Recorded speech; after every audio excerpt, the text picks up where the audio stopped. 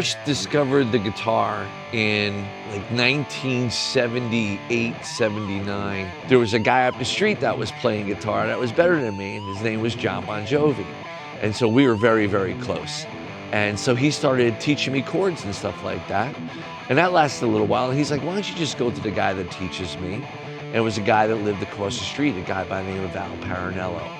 And Al was teaching both of us. As we were putting Skid Row together, this is around 1985, I was working in a music store called Garden State Music in Toms River, New Jersey. I found out about the guy who was doing the airbrushing for the guitars that were being built there, a guy by the name of Dennis Kline. And Dennis Kline didn't just do guitars, he did like vans and hot rods and stuff like that. So I had this idea, and I said to him, I want to do a guitar, really simple, but I wanted to have like this snake coming out of a grave. He came up with this right off the bat, and I was blown away. And he's like, oh, wait till you see this.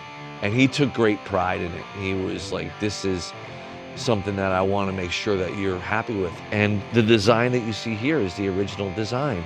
And his name right there, Kline 85.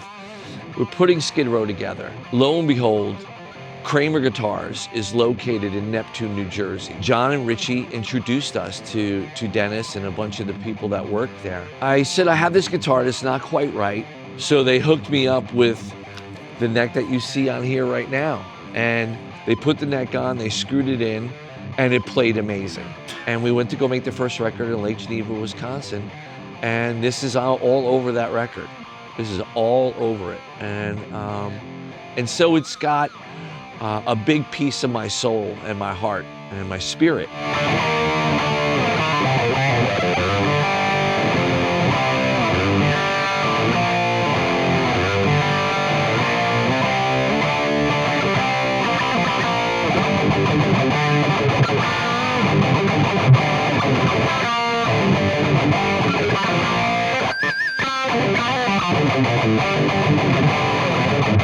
For the most part, I can use this on pretty much most of the Skid Row songs. Some stuff that needs a different sort of tone, but for the most part, this is kind of the mainstay. And for balance purposes, and actually for aesthetics as well, I wanted the reverse headstock. It feels in your hand, it feels like weighted really well. It doesn't bend down or up or anything like that. And I always loved the way it looked. It just feels right. The neck, if you see it, it's got kind of like this satin sort of finish on it. And I needed that because a regular lacquer finish for me, my hands get caught up on it.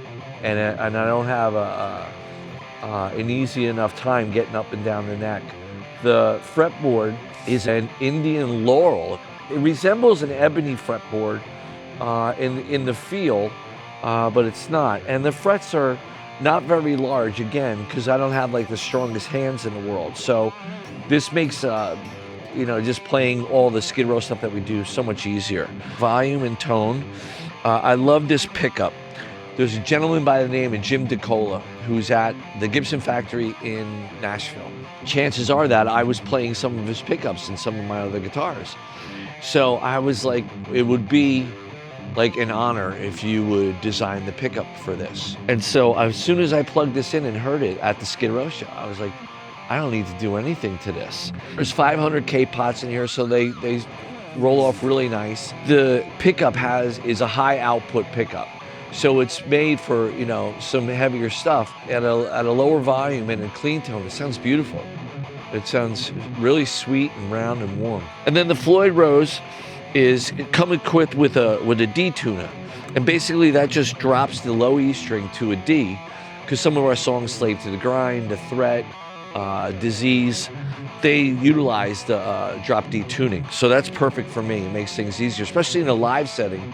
Because if we're opening up with Slave to the Grind, and then I need to go into like Sweet Little Sister or something like that, I just boom, ba-bang, pop that right back up, and I'm back in standard 440. It's a stop tailpiece in the back, and then it's kind of, I keep it kind of tight because I wanted to always go back to that starting position. It's a simple design and everything, but the thing for me is it works. It works perfectly. I can bang the crap out of it and it holds up. It's got a little weight to it. There's some meat to it. And the paint design is like straight from Dennis Kline, man. This is something that is 33, 34 years in the making. So I'm so proud and so happy that this day is finally here. I think back on all the memories of what this guitar reminds me of, and this guitar saw me go from a boy to a man, touring the world, and this thing has always been by my side. And again, we're going out with the Bon Jovis of the world, and Aerosmith, and Motley Crue, and Guns N' Roses, and Pantera, and Soundgarden,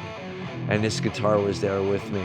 Yeah, this guitar has played such a huge role in my musical life, and not just from performing live, but also from, you know, writing. A lot of the first record was written on this guitar, so it's quite special to me.